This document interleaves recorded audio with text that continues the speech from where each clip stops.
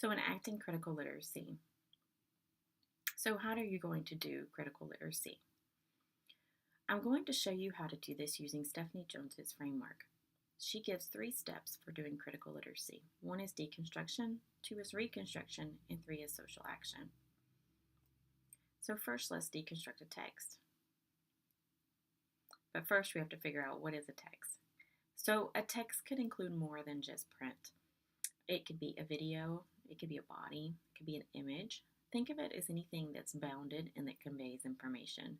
A Facebook post, a tweet, an image, a photograph could all be questioned through this framework of critical literacy.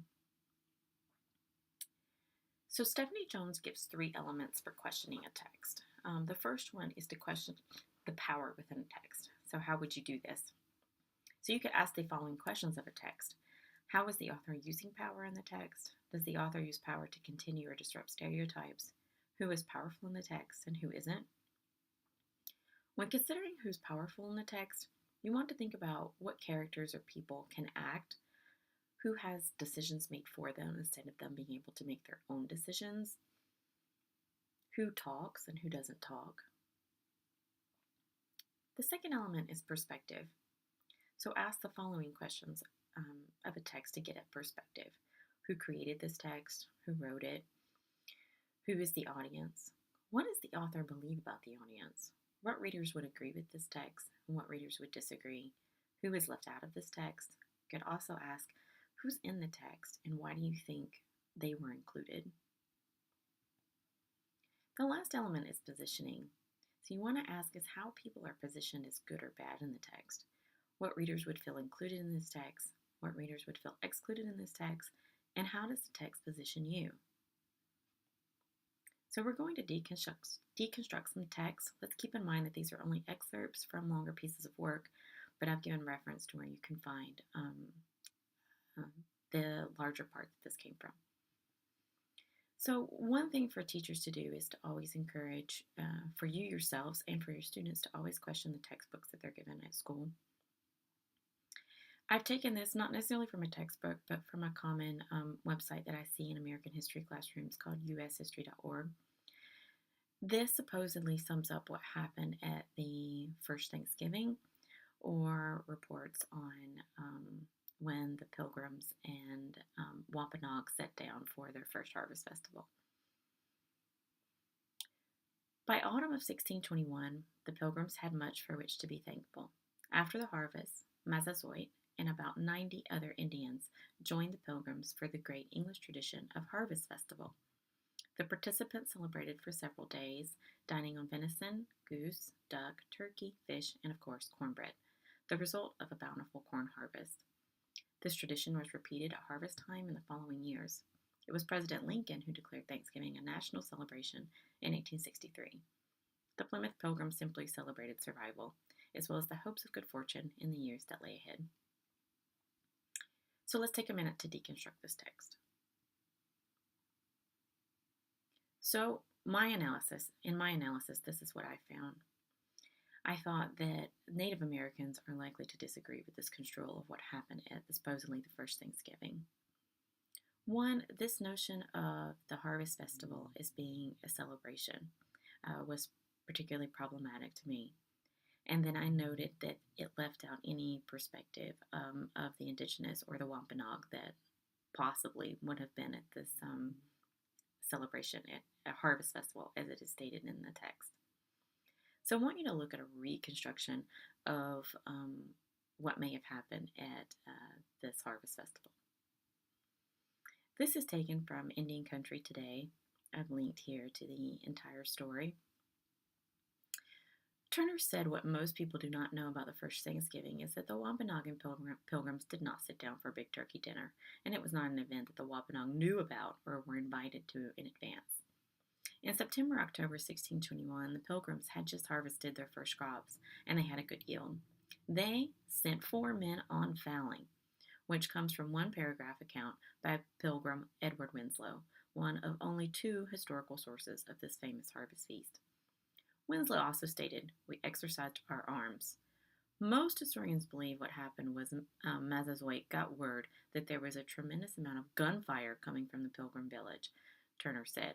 So he thought that they were being attacked and he was going to bear aid. So let's think about how this differs from the original construal of the Harvest Festival. One construes it as being a big celebration that possibly was planned and that everyone was happy. However, in this construal, we get a different perspective on what probably happened, or is more historically accurate on what happened at the first Harvest Festival. Let's look at another text that is very popular in high school English classes in the United States. This is an excerpt from The Great Gatsby, written by F. Scott Fitzgerald.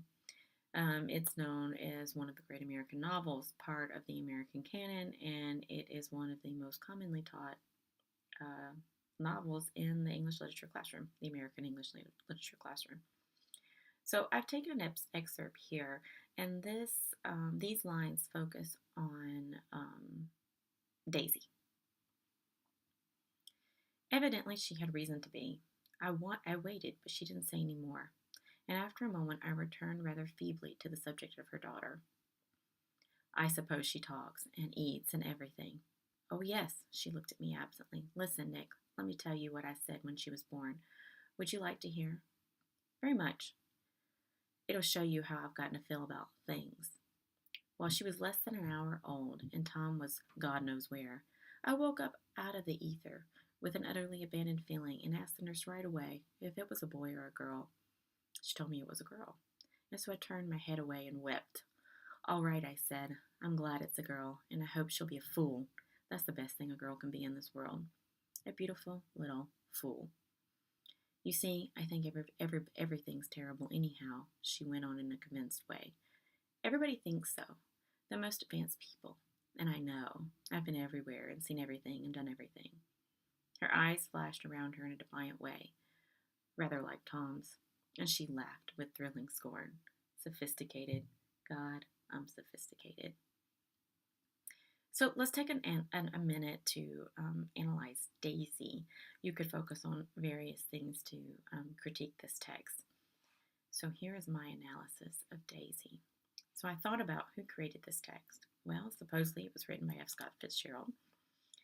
How was Daisy constructed as a person and a woman? I got the feeling that she was shallow, she seems uncaring, a bit unintelligent, and flippant. Who do you think would disagree with this control, possibly of Daisy, or how she's portrayed in the text? Well, I thought it might be disagreeable to many women. I looked at this text and I thought about women in the early 1900s, 1920s, especially around the suffrage movement, and I thought about how women fought so much, and it just didn't resonate with me that this is how. Or that she's such a common portrayal of how a woman is in the 1920s. Also, I knew this about the text, that F. Scott Fitzgerald had modeled Daisy around several women in his life that he had had contact with, but Zelda, his wife, was a very strong influence. So it made me think, is this how Zelda was? Was she like Daisy? So I did some digging and I found a reconstruction, and I wanted to read this from Zelda Fitzgerald's biography by Klein, written in 2004. From her hospital bed, Zelda completed her first novel, Save Me the Waltz, in a mere 4 weeks, drawing on some of the same autobiographical materials which Scott was trying to put into his novel in progress, Tender as the Night, which took him 9 years to complete. Scott, incoherent with fury that anyone other than he should use their joint life experiences as literary fodder, first insisted the publishers cut large sections of Save Me a Waltz in 1932. Then a year later, during a three-way discuss with Zelda and her psychiatrist, forbade Zelda to write any fictions which drew on shared autobiographical incidents. This ban, which followed swiftly on Scott's stringent prohibition on her ballet, meant Zelda's rights to her own material and forms of self-expression were severely curtailed. Following this, Scott used Zelda's speech, letters, diaries, personal feelings, and episodes of mental illness in his own fiction. So I thought about how Scott, the author of The Great Gatsby, construed Daisy and other women throughout The Great Gatsby, the novel, compared to how Zelda was actually in her own life. And from reading this just about Zelda, I didn't get someone who was flippant or unintelligent, someone who could write a novel in a mere 4 weeks. Doesn't seem that way. And then it became more disturbing when I thought of that Scott had plagiarized, or possibly plagiarized, elements from Zelda's own writings to work into his own stories. So it gave me a different view of one thinking about how women were during this time. So the last element to doing critical literacy was to think about what you could do with the reconstructions that you find or that you may write that happen after you question a text. So you could share those reconstructions. You could do this as part of a classroom activity and just share them among students. You could publish them in a class paper, class newspaper. You could share them online. Other social actions that you might take to, of course, you can't write and change the Great Gatsby now, but for those things that are printed in the news that are inaccurate or construe people in ways that are problematic, you can always write to authors and publishers and producers about the issues and to see if you can write a reconstruction and also get yours published. So, the conclusion. I argue that becoming critically literate, not just in reading text or sounding out words, is the most important literacy skill that we can teach to children. I argue that we and our students must be critical of everything that we read, whether it's books, movies that happen in school, but everything that comes across Facebook and Twitter, social media, even the research that we read and the curriculum that we're given.